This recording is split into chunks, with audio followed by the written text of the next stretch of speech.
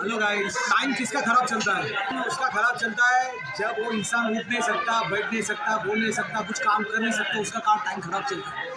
जब इंसान कुछ ना कुछ काम कर सकता है, उसका कोई टाइम खराब नहीं चलता। तुम्हारा हाथ पैर चल रहा है तो तुम कुछ भी काम कर सकते हो, अपना लाइफ गुजारा कर सकते हो, अपना फैमिली को संभाल सकते हो। इसके लिए बोलता हूँ कभी हार मत मानना।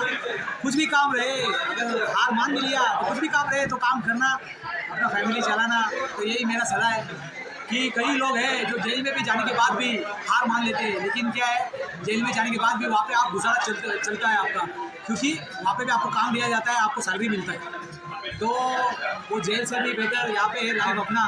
तो गलत काम ना करना, तो जीने के लिए सहारा बहुत कुछ है, लेकिन हम हार मान लेते हैं कि हम बोलते हैं कि हमारी लाइफ में कुछ भी नहीं चल रहा है। क्या नहीं चल रहा है? सब कुछ सही चल रहा है। जब तक हाथ पैर सलामत है, तुम्हारा लाइफ बहुत सही चल रहा है। समझ में आया कि नहीं आया? वो बाकी तो आपकी बात है, तो आप अपनी लाइफ कैसा जी रहे हो। मैं तो एंजॉय कर रहा हूँ, जब तक हाथ पैर सलामत है तब तक मज़ा ले रहा हूँ, लाइफ में खुश हूँ।